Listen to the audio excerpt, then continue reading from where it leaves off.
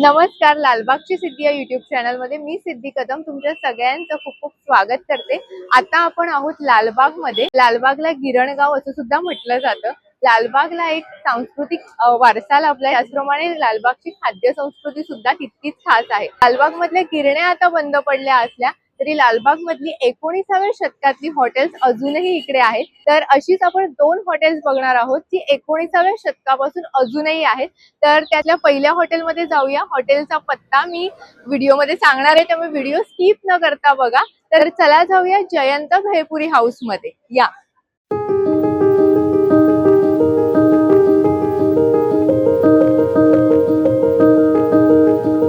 तर आपल्या समोर आता रगडा पॅटीस आलाय। इकडलं वैशिष्ट्य म्हणजे रगडा पॅटीस सोबत आपल्याला पाव दिला जातो। बघूया हे रगडा पॅटीस नक्की कसं आहे। इथे आपल्याला हे पॅटीस मिळतं आणि हे गरम गरम आपल्याला देतात। तर आपल्याला इकडे असं रगडा पॅटीस खास सांगावं लागत नाही, कारण हे रगडा पॅटीस साठीच प्रसिद्ध आहे। फक्त सिंगल द्या, डबल द्या असं ऑथेंटिक लालबागकर म्हणतो।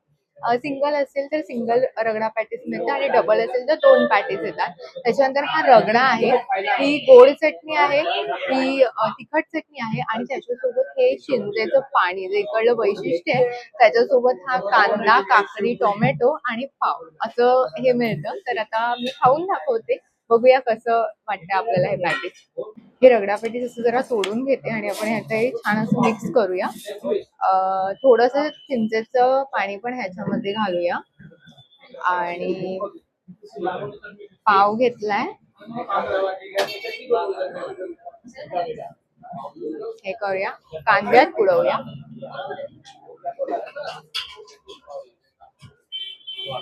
खूप सुंदर। तर आतापर्यंत मी खूप ठिकाणी रगडा पॅटीस खाल्लं, पण पावासोबत रगडा पॅटीसचं कॉम्बिनेशन मी पहिल्यांदा खाल्लं आणि खरंच तुम्हाला सांगते खूप सुंदर लागतं, खूप भारी लागतं। तर आता आपण इकडला दुसरा प्रसिद्ध थोडा पदार्थ आहे तो मागवलाय। तर दादा आपल्याला त्याचं नाव सांगतील। दादा काय नाव आहे याचं? तर ह्याला पॅटीस पाव म्हणतात। आपण आतापर्यंत वडापाव ऐकलं असेल, पण हा पॅटीस पाव आहे। हा भाजलेला पाव आहे। ह्याच्या आतमध्ये लाल चटणी आहे तिखटवाली आणि एक गोड चटणी आहे। कांदा, टोमॅटो, काकडी आणि हे जे पॅटीस जे रगडा पॅटीस सोबत आपण खातो ते आहे, कोथिंबीर आहे। हा पॅटीस पाव कसा लागतो ते बघूया। मी पहिल्यांदाच खाते, आतापर्यंत मी वडापाव खाल्लाय, बघूया।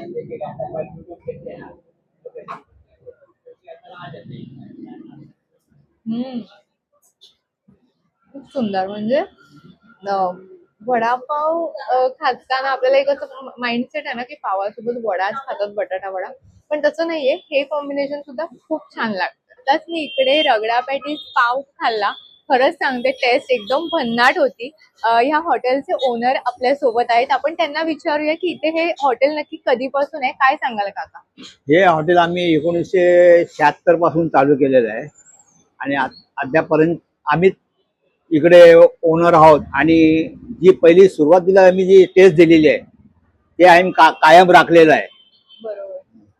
तर इकडे तुम्ही, मी बघते की तुम्ही नुसते पैसे घेत नाही तर स्वतःही इकडे काम करताय। हा, आम्ही जे दोन्ही 2 in 1 मालही बनवतो आणि पैसेही घेतो। जास्तीत जास्त कोणत्या पदार्थाला मागणी असते इकडे? हे इथे असं म्हणजे सुरुवातीपासूनच जेव्हापासून दुकान चालू केलंय तोपासून आतापर्यंत रगडा पॅटीस, दहीवडा, पॅटीस पाव हे आयटम जोरात चालू आहेत। बरोबर।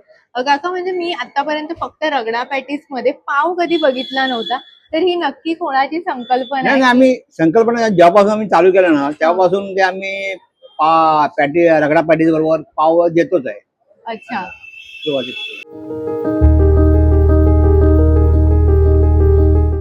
तर आताच आपण जयंत भेळपुरी हाऊस मध्ये गेलो होतो, तिकडे मस्त रगडा पॅटीस आणि पॅटीस पाव आपण खाल्लं। तर इकडे तुम्ही आता मगाशी बघितला तो चिंचपोकळीचा ब्रिज आहे, त्याच्या बरोबर इकडे पाठीमागे जयंत भेळपुरी हाऊस आहे। कोणालाही विचारलात तर कोणी पटकन सांगेल, इतकं प्रसिद्ध आहे। आणि मला एक छोटीशी माहिती तुम्हाला चिंचपोकळीची सांगायची आहे की चिंचपोकळीला चिंचपोकळी हे नाव का पडलं तुम्हाला माहिती आहे का? कारण इथे चिंच आणि पोफळी म्हणजे सुपारी यांच्या खूप बागा होत्या आणि पुढे त्याचा अपभ्रंश होत चिंच पोफळी ते चिंच पोकळी असं झालं।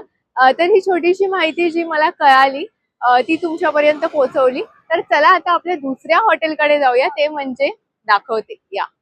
तर आता आपण आपल्या दुसऱ्या 19व्या शतकातल्या हॉटेलमध्ये आलोय, लालबाग मधल्या, आणि ते म्हणजे आनंद भुवन. आनंद भुवनची मिसळ खूप प्रसिद्ध आहे. मी खूप जणांकडून ऐकलंय, मला सुद्धा टेस्ट करायची. मला अगदी इथपर्यंत मिसळचा सुगंध येतोय. आपण आज जाऊया आणि मिसळ खाऊया.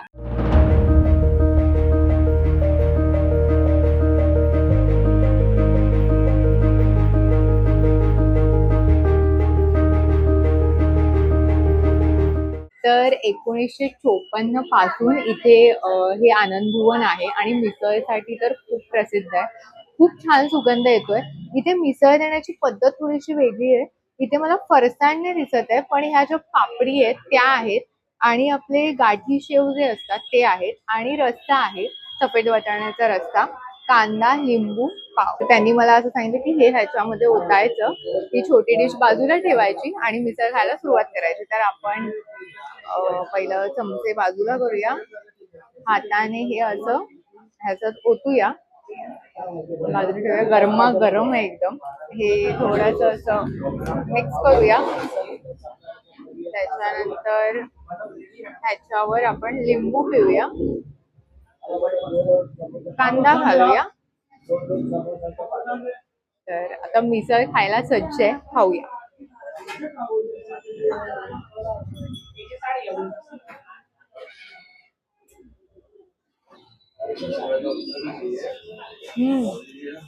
तुम्हाला एक चव सांगू ना, तर कोकणातल्या एखाद्या हॉटेलमध्ये आपण जेव्हा असं खातो ना, तशी चव आहे. म्हणजे तसा मसाला, एकदम कोकणी स्टाईलची मिसळ मला ही वाटते. सुंदर आहे, मस्त आहे. तर इकडे अजून एक पदार्थ फेमस आहे, आणि तो म्हणजे भजी. कांदा भजी, खेकडा भजी, प्रत्येक ठिकाणी वेगवेगळी नाव आहे.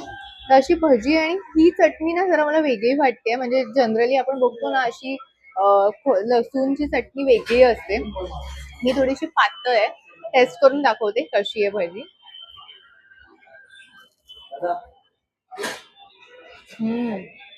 म्हणजे इतकी क्रिस्पी आहे ना, आणि भजीची टेस्ट सुद्धा खूप सुंदर आहे, खूप छान. आज मी तुम्हाला लालबाग मधली 19व्या शतकातली 2 हॉटेल्स दाखवली. तुम्हाला ती कशी वाटली मला कमेंट मध्ये नक्की सांगा. अशाच नवनवीन ठिकाणी आपण जाणार आहोत, नवीन नवीन जागांची सफर करणार आहोत, खाणार आहोत, पिणार आहोत. तर नक्की लालबागची सिद्धी या चॅनलला लाईक करा, शेअर करा, सबस्क्राईब करा, आणि हो, कमेंट मध्ये तुम्हाला मिसळ आवडते, कांदा भजी आवडते की रगडा पॅटीस आवडतं हे लिहायला मात्र विसरू नका. धन्यवाद.